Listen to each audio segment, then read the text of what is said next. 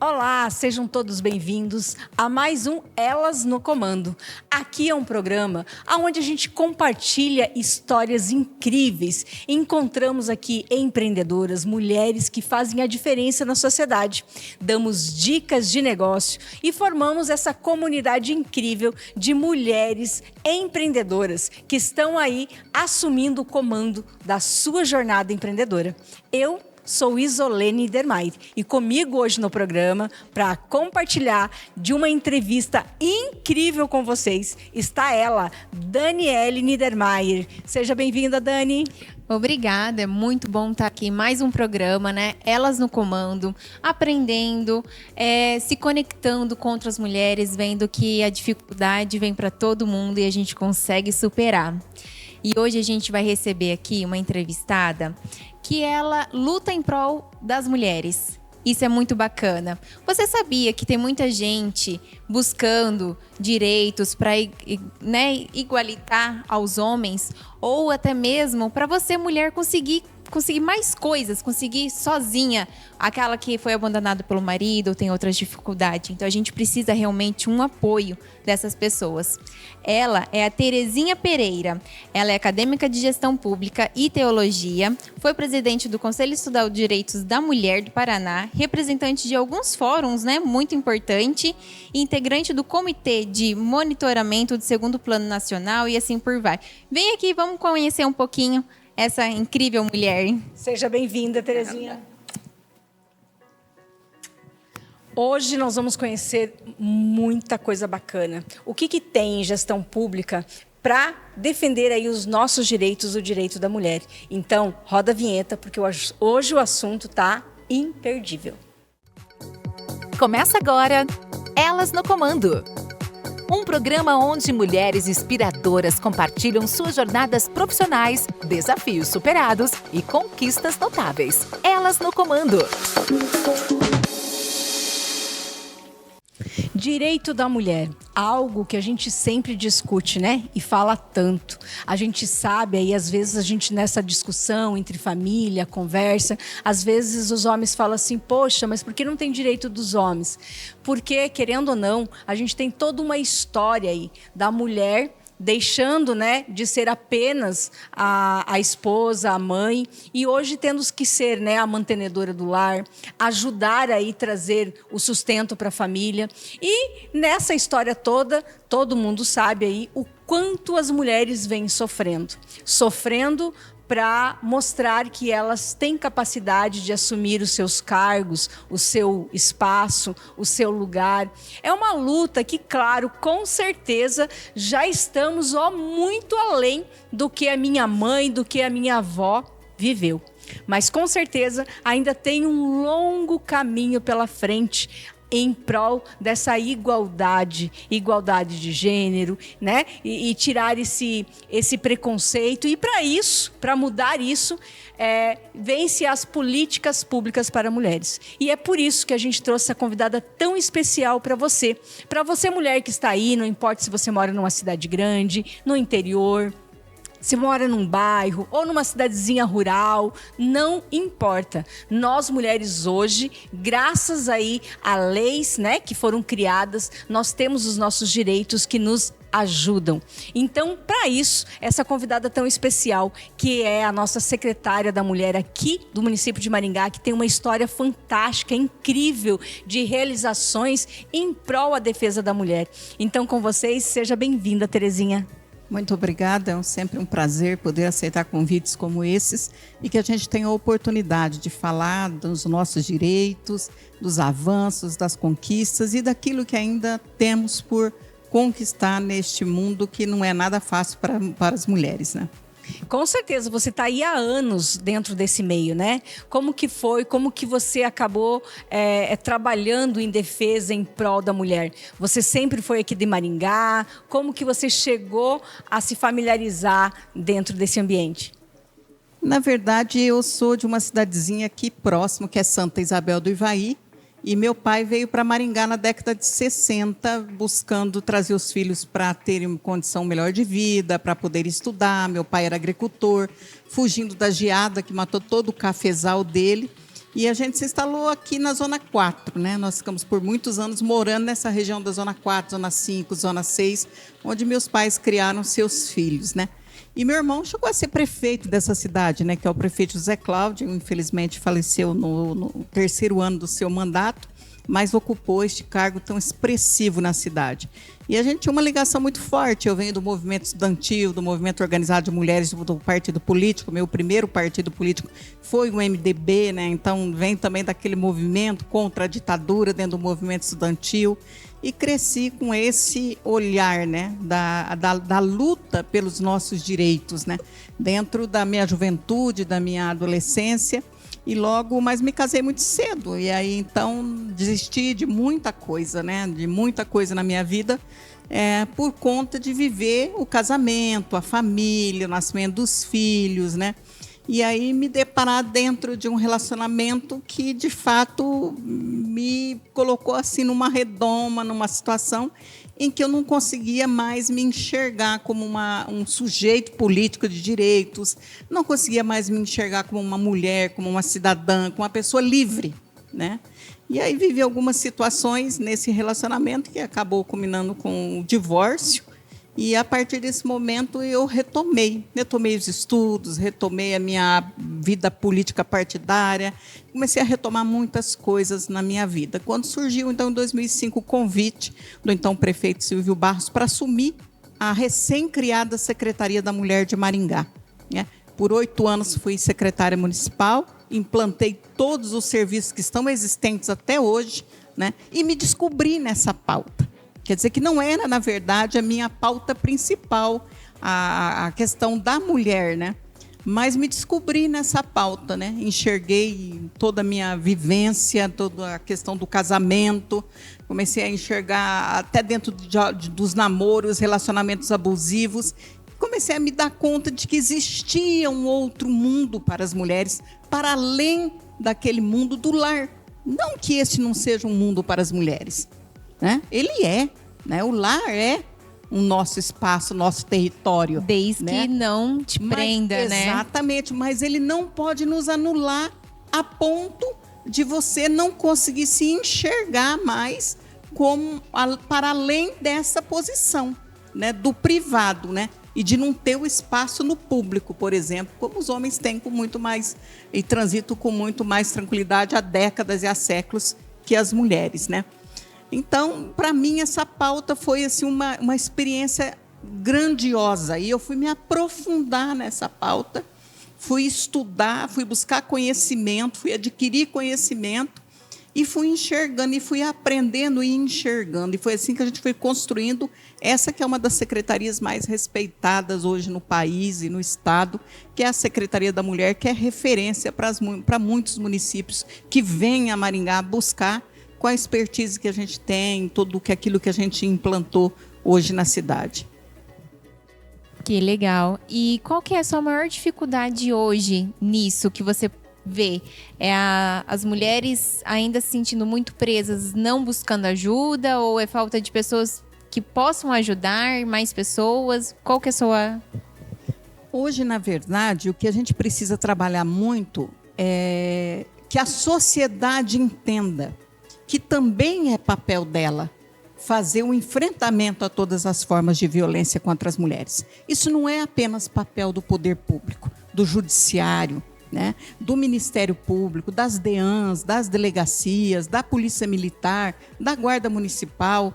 Isso não é papel só do público, mas é papel do setor privado, que tem as mulheres trabalhando no setor privado, sendo assediadas moralmente e sexualmente todos os dias, muitas delas já sofrendo violência doméstica dentro de casa e vindo para o seu ambiente de trabalho, serem revitimizadas, né? E invisibilizadas, porque ninguém enxerga mulheres no ambiente de trabalho em situação de violência. E eu sei porque quando eu vou palestrar nas empresas que eu começo a falar, eu começo a enxergar. E ao final da palestra as mulheres vêm falar comigo. E aí eu me pergunto, como é que pode uma empresa desse porte, né, com ninguém enxergar essa mulher aqui dentro neste sofrimento, nessa angústia e nessa situação? Então a sociedade precisa entender que ela, em briga de marido e mulher, ela é a colher. E ela precisa se meter, assim como a igreja precisa se meter, né? Que é papel da igreja também. A igreja não pode se omitir diante da violência. Hoje nós temos altos indicadores de mulheres evangélicas em situação de violência, né? Entendendo que isso é a sua cruz, por exemplo, que esse é o seu fardo, que essa é a sua missão. E eu digo, não sou eu, e não é a religião, e não é muitas outras ações que vai determinar a transformação, a mudança desse homem. Então, a gente precisa, esse homem precisa passar por todo um processo dos grupos reflexivos, ser desconstruído nesse machismo, nessa cultura arraigada que está dentro dele, de que mulher é objeto, de que mulher é posse, de que mulher é como você ter um carro, ou ter uma casa, ou ter um terreno. Não, que nós somos seres humanos, mulheres com direitos constitucionais adquiridos e que devem ser respeitadas, né? Então, isso é muito importante. Essa é uma das dificuldades que a gente tem. A gente vê pautas hoje de lutas que tem uma movimentação e uma adesão muito grande, muito grande. Por exemplo, se você fizer uma campanha com relação ao câncer de mama, você tem uma adesão extremada, porque essa é uma fatalidade que atingiu uma igual a nós. Se você tem a causa animal, o autismo e tantas outras pautas, a adesão é voluntária e muito grandiosa. Se você fizer uma campanha com relação à violência contra as mulheres, a adesão é baixíssima, porque as pessoas acham que essa mulher apanha porque quer, porque gosta, porque quer ficar com esse cara, porque ama esse cara, porque é apaixonada por ele, porque não quer trabalhar e depende economicamente dele, porque não quis estudar e ficou na dependência dele. Então, é uma outra realidade muito grande. Então, essa é uma dificuldade que a gente tem. É uma mudança de cultura que a gente tem que fazer, É uma metanoia, né? Uma mudança de mentalidade. Porque, realmente, se a gente for dar uma olhadinha, a gente tinha isso como convicção. Não, marido e mulher tá discutindo. Ixi, ó, fecha a porta, não se mete, porque em briga de marido e mulher ninguém mete a colher. E aí fica deixando. E isso acaba deixando o quê? Impune esse agressor, né? E não é só o agressor marido e mulher, tem agressor de todos os jeitos, né? De patrão, vários tipos de agressões. E a partir do momento que eu gosto de, quando a pessoa vem falando isso, eu falo assim, mas existe um outro termo, um ditado popular que diz assim, ó, quem cala consente. Então, se você está vendo uma pessoa sendo agredida, não importa que a pessoa fica, mas de quem é a culpa? Eu sempre falo assim, ó, a gente tem que ser igual a gente é do agressor. Exato. A gente tem que ser tipo bombeiro. Primeiro eu tenho que apagar o incêndio. Primeiro eu tenho que evitar que essa agressão se torne algo maior. Como, infelizmente, muitas e muitas histórias acontecem. O feminicídio, ele é previsível. Então. E é prevenível, entendeu? Você tem como prevenir. Ele mostra, ele vem demonstrando ali, né, ações. Uma vez a gente teve uma entrevista com uma pessoa que falou assim que a violência doméstica, ela é igual uma espiral. Né? Ela começa de algo bobo, ô sua burra, né? Você não viu isso? Começa aquela agressão verbal leve, a agressão verbal vai ficando mais forte, mais consistente, mais frequente, e aí vai se aumentando. Porque a agressão verbal já não funciona, começa a quebrar um copo, começa a dar murro na porta, e aí vai indo. Então, se dá todos esses sinais, vai esperar por que chegar lá no topo e acabar, né, num feminicídio, numa morte? Porque as pessoas não entendem isso como violência. Nós fomos ensinadas, e é cultural nesse país, o que era violência doméstica? A mulher que apanhava, ela apanha. Aquela mulher que o cidadão arrebentava ela. Quebrava braço, quebrava perna, quebrava dentes, quebrava osso do rosto, né? Porque eles têm essa tendência de socar muito o rosto da mulher. Aquilo que é a imagem dela, né? Que é quebrar osso, quebrar nariz, quebrar dente, quebrar boca, maxilar. É muito nessa região da face as pancadas, né?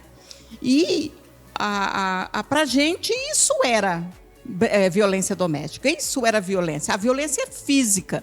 Nunca se conceituou, nem se tipificou a violência psicológica como violência doméstica intrafamiliar. É que a legislação veio e tipificou, e é recente, porque a Lei Maria da Penha de 2006, ela não tipificava a violência doméstica como crime. Hoje é crime, né? Então, xingar a mulher de burra, de idiota, de qualquer outro nome, de qualquer outro palavrão que esse homem quisesse xingar, não era considerado uma violência, né? Uma doméstica e familiar. É que ele é assim mesmo, ele é um cara nervoso, ele é ciumento, ele é possessivo. Sempre você amenizando, suavizando, arrumando uma desculpa e compensando este homem. Mas ele é trabalhador, mas ele é bom pai. Não, ele é bom marido, ele é bom filho, ele é bom empregado, ele é bom para os vizinhos. Ele era bom para todo mundo, ele só não era bom para a companheira dele. Isso aí. Né? Aí vem aquele ditado, né? Ruim com ele, pior sem ele. Exatamente. Que vem Exatamente. É incrível, incrível. Até que a morte o separe. Eu falo que a morte está separando, o feminicídio está separando, né? E aí o que eu digo sempre, o que a legislação... Nós estamos entre as 3 melhores leis do mundo que proteção às mulheres, que é a Lei Maria da Penha. Para além da Lei Maria da Penha, nós temos várias outras legislações que são maravilhosas. Então, em matéria de legislação, o Brasil é um país à frente mesmo. Elas são excelentes, né? Mas nós temos uma questão que pega aí. Não basta você ter uma legislação que pune se você não tem política pública que acolhe essa mulher. Entendeu? Porque você abriga uma mulher em risco iminente de morte com seus filhos. Elas nunca têm menos que 3 filhos, raramente. É 2, 3 e para cima. Né? Já abrigamos até com 6 filhos. Né? Todas assim, escadinha, né? Muitas com muitos filhos. Então, você abriga essa mulher e os seus filhos. A família não quer, porque a família às vezes é tão pobre quanto ela, ou já cansou de recebê-la com seus filhos e ela não toma uma atitude, porque...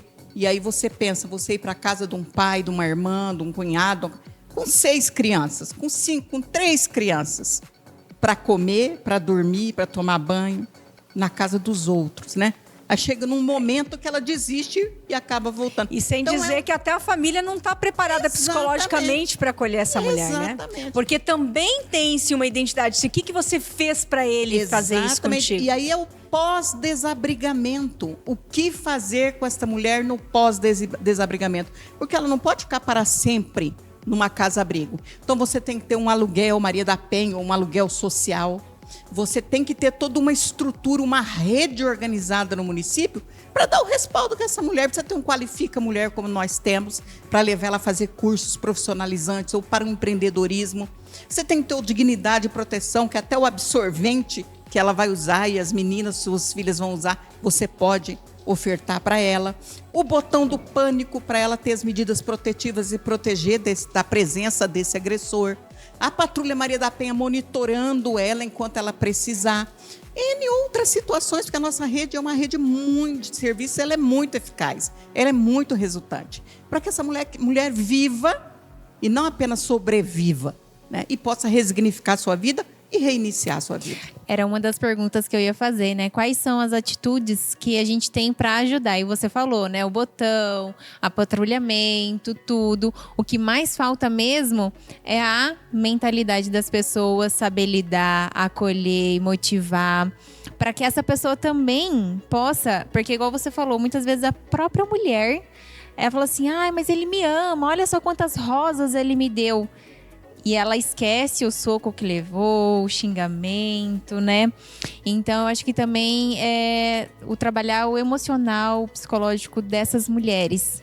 E nós temos o Centro de Referência e Atendimento à Mulher. Lá nós temos o atendimento psicossocial, as assistentes sociais e as psicólogas. Então, ela vai para esse atendimento clínico dentro do Centro de Referência e, posteriormente, será inserida na rede pública de saúde. Porque o CRAM não faz a clínica médica, né? Nós não somos saúde para isso. Mas a gente faz os 6 primeiros atendimentos, é feito pela psicóloga do CRAM, e aí, na sequência, ela vai para a rede pública de saúde. Isso é fundamental, porque ela precisa desse resgate da sua autoestima, não ser revitimizada, nem cobrada, nem julgada, nem condenada. E se ela voltar com o agressor e nos procurar de novo, ela vai ser abrigada de novo, ela vai ser acolhida de novo, quantas vezes for necessário, até que nós consigamos resgatar essa vida. Nossa, isso é muito interessante. E isso me faz lembrar, né, de um dos nossos patrocinadores, que é a Magistral. Isolene, conta um pouquinho, porque a sua história foi mais ou menos disso, né? Você criou a Magistral, o curso de lingerie, justamente para ajudar essas mulheres a ter uma renda. Com certeza, porque minha história também nasceu daí, né? Com apenas 16 anos de idade, tive que fugir, né, para não me casar num relacionamento abusivo. Só que não fugi sozinha. Eu tinha já um bebezinho de 6 meses no braço. E, claro que passei por muita dificuldade, mas eu falo assim que eu queria simplesmente sair daquela situação. Porque se eu me mantivesse lá, no mesmo círculo, com as mesmas pessoas, talvez, não sei o que teria acontecido comigo, né? Mas eu saí. E aí passei por outras muitas... Poderia ter virado estatística. Poderia ter virado estatística, exatamente. Mas e aí, passando dificuldade, em outra cidade, sem pai, sem mãe, me deparei com a costura. Com a profissionalização. Aprendi um ramo, porque 16 anos eu só tinha mal e mal. Na época a gente falava 6ª série, né? E aí, na confecção de lingerie, eu encontrei aí um motivo, um trabalho para me trazer o sustento, para começar a ter meu ganha-pão. E depois desse primeiro passo, eu percebi que eu podia fazer mais. Então, eu tenho um pouquinho de Terezinha também. Porque eu falei assim, eu posso fazer mais. Eu posso também ajudar outras mulheres. E foi aí que veio a ideia de eu não só produzir lingerie para mim, mas ensinar outras mulheres a ter o ganha-pão. Porque do mesmo jeito que fez toda a diferença, porque uma coisa é você ter dependência emocional, dependência financeira, né? Como sair de um relacionamento desse é muito difícil. Mas agora, quando você tem pelo menos a garantia de ter o seu ganha-pão, de saber que você não vai morrer de fome, já é o primeiro passo, né? Para você conquistar isso. E a Cia Magistral hoje completa 33 anos ajudando mulheres aí a conquistar a sua independência financeira. Lembrando que muitas mulheres ainda estão usando produtos que você doou lá para a Secretaria da Mulher. Inclusive mulheres em situação de rua, mulheres da Casa Abrigo, mulheres que passaram pelo CRAM, que a gente pôde fazer a distribuição. Isso é legal, né? Porque recentemente uma das alunas perguntou, aquelas amostras que a gente manda que fica com vocês, para onde vocês doam, né? Perguntou recentemente. O que vocês fazem com essas peças? Então, essas peças, né? Então, são várias mulheres do Brasil todo, então não é só a Magistral. Cada aluna nossa que envia uma amostra, ela, de uma certa forma, ela também está ajudando, abrigando, como uma vez a Terezinha me falou. As pessoas doam roupas usadas, doam calçados usados, né? Mas ninguém doa lingerie usada, né? Uma coisa que fica meio estranha. Aí foi que eu falei assim, não, mas a Magistral, ela tem ali um produto, né, que foi feito de uma avaliação e tudo. Não são peças para comercialização, mas com certeza faz a diferença para essas mulheres também. Isso é gostoso, né? Saber que o Brasil todo está podendo aqui ajudar. E o significado, Valdilene, explica para nós aqui o que é o trabalho da Secretaria da Mulher, que a gente deu uma buscada lá no site da Prefeitura. O Conselho Estadual dos Direitos da Mulher tem por finalidade possibilitar a participação popular e propor diretrizes de ação governamental voltadas a promoções dos direitos das mulheres e atuar no controle social de políticas públicas de igualdade de gênero, assim como exercer a orientação normativa e consultiva sobre os direitos das mulheres no estado do Paraná. Uau. Então, é um pouco o que a gente falou, né? Algumas ações que protegem, ajudam. Os conselhos, eles são importantíssimos, né? Porque o Conselho Estadual, eu tive a honra de presidi-lo por 3 ou 4 vezes, se eu não me engano. Acho que foi 3 ou 4. Não tenho bem certeza agora, mas é de 3 a 4 vezes. E o que me oportunizou abrir as 3 conferências, as 3 últimas conferências estaduais dos direitos das mulheres no estado do Paraná. E a gente tem, então, o Conselho Municipal também dos Direitos das Mulheres. A gente se reúne toda terceira segunda-feira do mês ali na Secretaria da Mulher. e é um conselho paritário, 50% governamental, 50% sociedade civil organizada. Ele tem uma ampla representatividade da sociedade civil. Hoje, essa semana, nós estamos mandando para a Câmara a lei que cria o Fundo Municipal dos Direitos das Mulheres, para que a gente possa receber recursos fundo a fundo, não só do governo do Estado, do governo federal, mas de vários outros órgãos, inclusive internacionais. A gente regulamentou recentemente a lei deste conselho, criou o regimento interno, que ele não tinha ainda, estava defasado, mas a gente renovou tudo. Então, a gente está trabalhando nessa questão da legislação também do nosso conselho. Essa semana, nós enviamos para Londrina, teve uma reunião descentralizada do Conselho Estadual em Londrina, mandamos 4 conselheiras, a nossa van foi levar as conselheiras do nosso Conselho da Sociedade Civil e mais 2 servidoras da Secretaria da Mulher para participar dessa reunião descentralizada lá em Londrina. Então, isso é muito importante, que o governo municipal consiga, a secretaria consegue conversar, dialogar com a sociedade civil organizada, com os movimentos organizados de mulheres, para que a gente possa construir de forma coletiva. Então, as demandas vêm da sociedade civil, porque essas mulheres trazem as demandas também das mulheres, as pautas que elas também consideram importantes serem debatidas nas reuniões, e as ações que a gente constrói conjuntamente. Então, é uma gestão coletiva. É o governo e a sociedade civil organizada trabalhando para garantir e fazer a defesa dos direitos das mulheres em Maringá. E, mais uma vez, voltando naquilo que você falou, Para resolver essa situação, a gente tem que parar de se omitir, E sim, meter a colher mesmo. Tanto como uma pessoa civil participando, dessas reuniões, trazendo soluções, como também, em qualquer situação. Eu conheço alguém da minha família, ou um parente, ou um vizinho. Eu percebo uma mulher em situação de risco. Eu percebi que ela está sendo coagida, seja num lugar público ou ouvindo gritos. O que eu devo fazer? Tem que denunciar. E hoje você pode denunciar de forma anônima, você pode denunciar pelo 156, até o 156 da prefeitura recebe denúncia e vai direto para mim. Aí eu já repasso para a equipe fazer busca ativa, visitação, tudo que for preciso, Patrulha Maria da Penha junto também, Então, a gente não pode se omitir jamais, porque você pode perder uma vida na sua omissão, E aí, como é que você vai conviver com uma situação como essa? Como vai ficar a sua consciência? consciência? E a gente sempre acha que o pior não vai acontecer, mas acontece. Acontece. Ele acontece. Então, é importante fazer a denúncia. Tem o Disque 180, tem o 156, que é a da Prefeitura, a ouvidoria. Tem o 153, que é a Patrulha Maria da Penha. Tem o 190, que é a Polícia Militar. Tem a própria Secretaria da Mulher, que pode mandar um e-mail. Eu, às vezes, recebo e-mail. A pessoa denuncia, olha, a minha vizinha, na rua que eu moro, essa pessoa não se identifica, mas dá o endereço certinho onde a situação de violência está acontecendo. A escola, às vezes professoras que me trazem alguma situação e a gente pode dar todo o atendimento. A gente atendeu, inclusive, mãe e filha agredidas pelo neto e sobrinho, e foi uma denúncia que eu recebi. E nós fomos pessoalmente, a equipe, acionamos a DEAN, acionamos patrulha para conseguir retirar esse agressor da casa.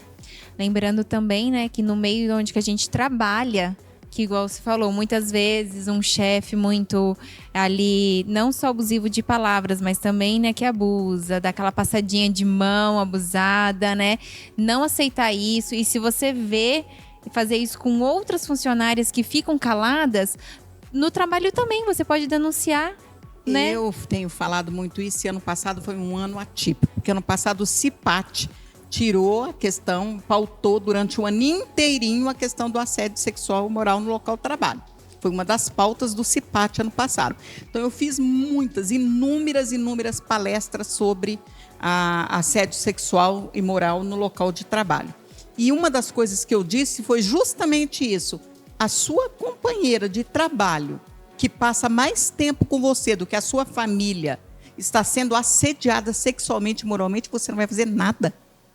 Você vai se calar. Quer dizer, você não consegue se colocar nem no lugar dela. E se fosse comigo? Como assim? Então, esse silenciamento que nos é imposto, Isso não, a gente tem que romper com isso. Isso é inaceitável. Então eu não posso me calar quando uma das minhas iguais está sofrendo um assédio sexual e moral, que poderia inclusive ser comigo também. E que de repente eu também estou sofrendo e estou silenciando, né? E eu disse, vocês estão saindo das suas casas. A sua colega de trabalho está deixando o marido, está deixando os filhos, está deixando às vezes uma pessoa doente na casa, uma criança com deficiência, um idoso com Alzheimer, para vir ganhar o pão de cada dia aqui com você o dia todo, sendo assediado, e você se calou, você está se calando. Então, algumas empresas criaram a ouvidoria da mulher dentro do RH. Né? A Oderso, por exemplo, foi uma das primeiras empresas que eu, não sei, estou fazendo merchandising aqui, não pode, né? Mas já foi, porque ela é uma referência. Né? Criou a ouvidoria da mulher no RH para ouvir as mulheres sobre o caso de assédio de uma forma sigilosa e ouvidas por uma outra mulher, né? E lá eu ouvi um testemunho de uma moça que elogiando essa empresa que ela estava trabalhando agora e de como ela saiu da empresa anterior, em depressão, tomando remédio. Ela começou a falar, as lágrimas começaram a cair, ela mostrou a cabeça dela para mim, alguns lugares na cabeça dela, sem cabelo, as rodas brancas, porque ela começou a perder cabelos por conta do assédio sexual de um superior seu. E quando ela foi reclamar para um mais superior, ele disse, mas olha aqui sua foto do Facebook, de biquíni, que você queria o quê? Como assim? Quer dizer que a foto dela de biquíni no Facebook deu direito, né? E deu direito dessa a um pessoa. assediador.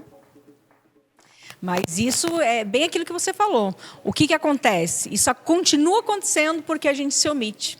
Porque a gente finge não enxergar. Porque a partir do momento... Não é problema meu, né? Exatamente. Por que eu vou denunciar a vizinha, depois esse cara vai vir para cima de mim? Vai descobrir que eu fiz a denúncia e vai partir para cima de mim. Ora, se isso acontecer, você vai também estar coberto, né? Perante a lei e vai ter tudo sua proteção. Porque enquanto mais a gente fecha o olho e finge que não vê, mais esse agressor vai continuando fazendo, porque ele se sente impune. E você falou uma coisa super interessante. Esse dia eu estava dando uma entrevista, fazendo um podcast do assunto condominial, né? Sobre os condomínios. E eu disse assim, vocês acham que precisava existir uma lei que obriga o síndico ou a síndica a denunciar a violência doméstica no prédio, no condomínio? Que país é esse? Que uma mulher é violentada, espancada, grita, pede socorro, e eu só vou socorrê-la porque a força da lei me obriga a fazer aquilo. Porque se não fosse a força da lei, a punição do rigor da lei, eu me calaria, me omitiria. Então, que país é esse? A gente precisa rever isso. É um país que mata as suas mulheres. É o 5º país que mais mata mulheres no mundo. É o 3º país que mais violenta criança e adolescente, que mais mata a diversidade, que mais mata negros, que é a 2ª maior população de negros do mundo está no Brasil. Isso, né? Não, e que nem eu falo assim, lembrando de um caso bem popular que aconteceu aqui no Brasil, que foi o marido pegou a mulher pelos cabelos, levou no elevador acima, matou, jogou ela para baixo. É o 22 de julho. Isso. Então, gente, Tatiana Spitzer. Você acha que ninguém ouviu essa mulher gritando? Muitos, e disseram que ouviram. O vizinho do lado falou, eu vi pela sacada. E aí, como que fica a consciência dessa pessoa? Então, o apelo nosso aqui hoje é justamente, se você conhece alguém, ou vê, ou ouve, não se cale. Não traga para você essa energia de tipo, mas pode não ser nada. Tudo bem, mas se você está ouvindo, talvez seja a primeira vez e pode ser a última, né? Porque se o agressor vai pela primeira vez fazer isso e já é denunciado, talvez já dá aquele corte certo para ele não continuar. Estou sendo observado, monitorado, e se eu fizer qualquer coisa aqui, eu vou sair daqui preso.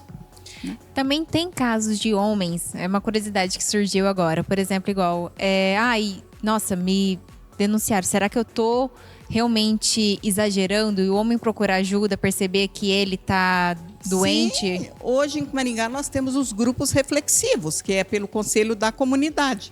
E o doutor Cláudio, que é da Justiça Restaurativa, a gente está implantando um segundo grupo, um segundo movimento nesse sentido. Então, os homens são encaminhados para esse grupo do Conselho da Comunidade, são os grupos reflexivos, né, onde se discute essa questão desse comportamento, desse machismo. Aquilo tudo que é ensinado pode ser desaprendido. Tudo que é construído pode ser desconstruído. E o bom dos grupos reflexivos, porque eles têm uma reincidência muito baixa, né? No Espírito Santo, por exemplo, deu reincidência de 3% nos grupos reflexivos. Londrina deu baixíssimo.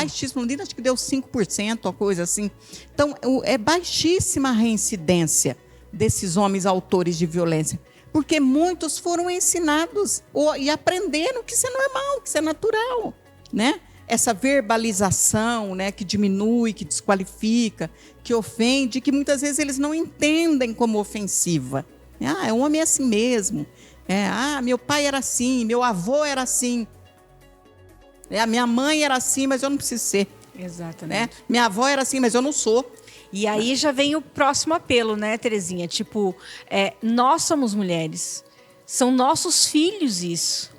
Nós permitimos uma educação assim falha. Então, aquela reflexão e aquele apelo para você que é mãe, para você que tem um filho pequeno, um filho jovem, um filho adolescente, né? A passar esses valores de respeito. Não é porque você teve um sentimento, tipo, nossa, eu vi aquela menina, coisa mais linda lá, agora ela está passando aqui na minha frente, vou mexer com ela, vou passar a mão nela. Né? É criar esse adolescente, esse menino, já com essa visão, é um ser humano, né? Então, exatamente. É um apelo assim incrível para quem é mãe, porque se isso aconteceu, não vamos tirar aí a culpa e só meter em cima da culpa dos homens, né?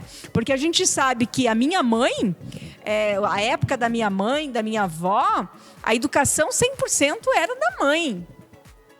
Então, vamos trazer um pouco dessa responsabilidade para nós. E a gente conseguindo fazer esse apelo de que a comunidade não finja que não enxerga, né? Não se omita, começa sim a assumir, a se posicionar, a denunciar e também a querer educar esse menino.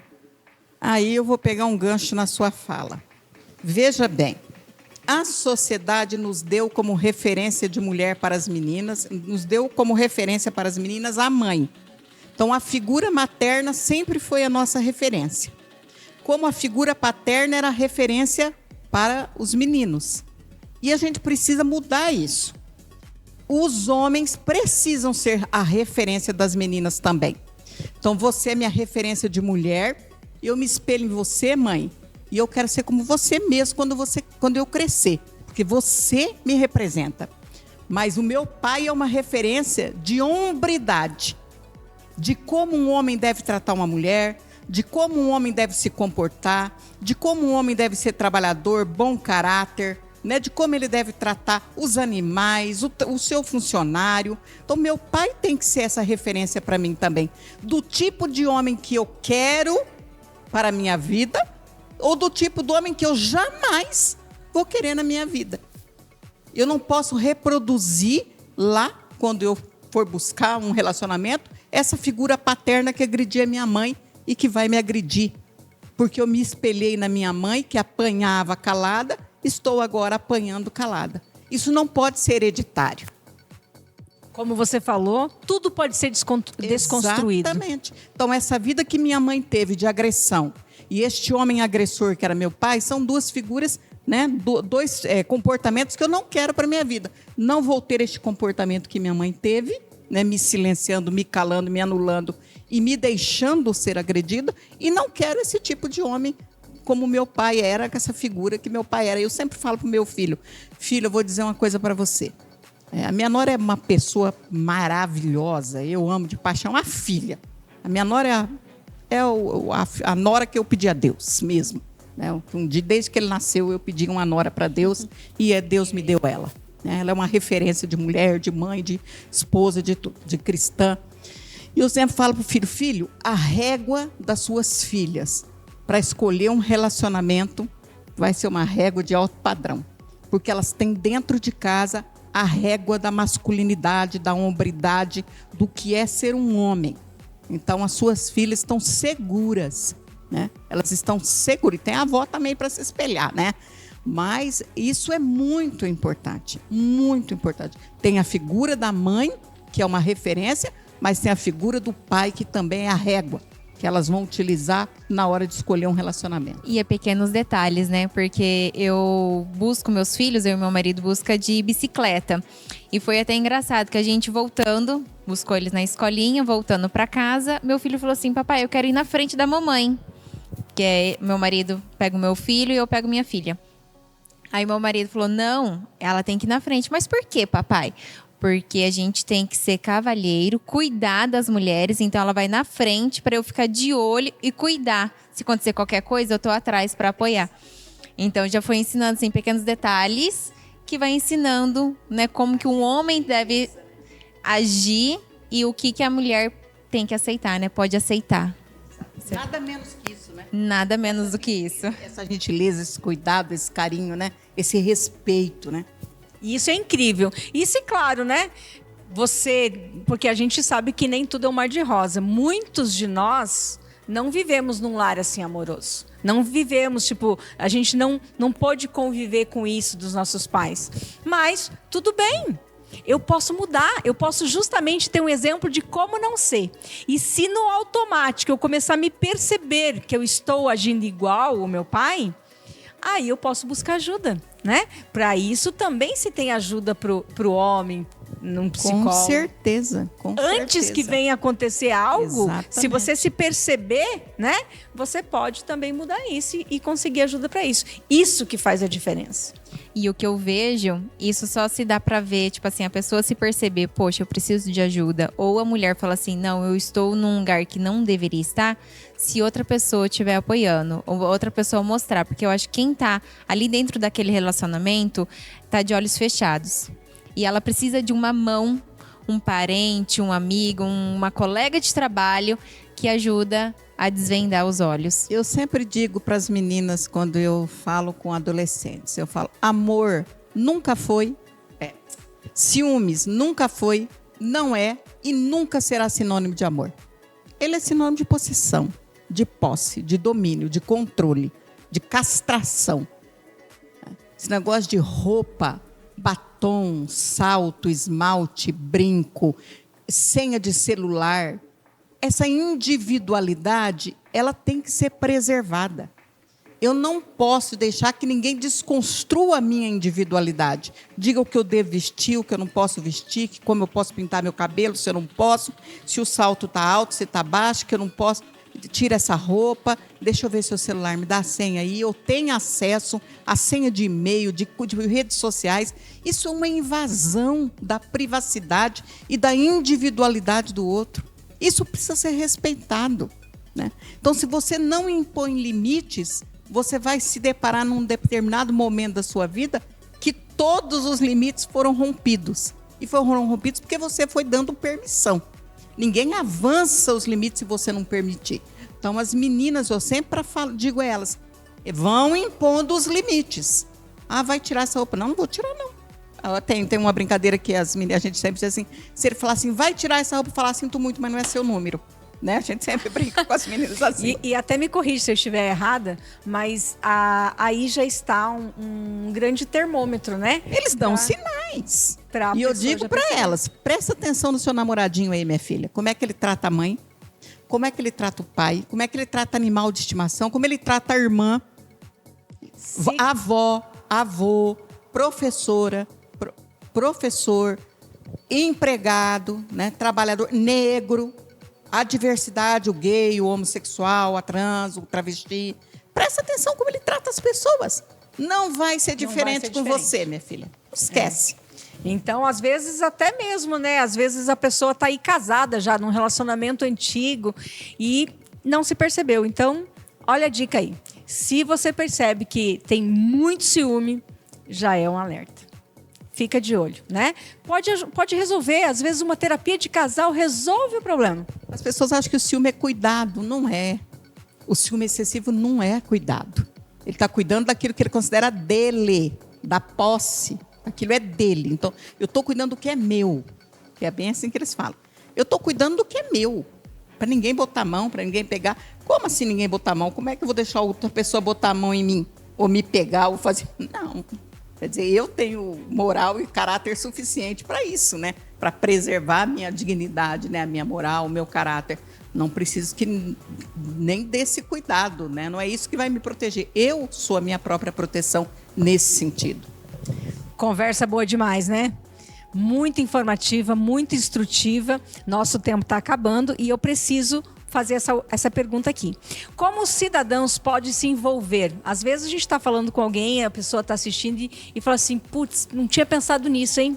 Faz sentido. Eu muito me omiti na minha vida. Então, como esse cidadão, ele pode aí se envolver no Conselho Estadual, né, dos Direitos da Mulher, e como ele pode estar contribuindo, né, com esforços na promoção desses direitos, de uma melhoria? Gente, nós temos as nossas redes sociais, as redes da Secretaria da Mulher, no Facebook, no Instagram, todas as nossas ações, as campanhas, os eventos, né? Todo mês tem uma ação diferenciada. A gente faz ação de rua, ação na praça. Durante o ano todo, a Secretaria é muito atuante. A gente está no Prefeitura nos bairros, vai estar na Expo Ingá de novo esse ano, lá no espaço da Prefeitura. Então, nos sigam nas redes sociais, ali, Secretaria da Mulher de Maringá, acompanhe o nosso trabalho e faça parte disso. No terceira segunda-feira do mês, às 18h30, tem a reunião do Conselho Municipal dos Direitos das Mulheres lá na Secretaria da Mulher. É aberto ao público, pode participar, sem problema nenhum. São todas e todos muito bem-vindos.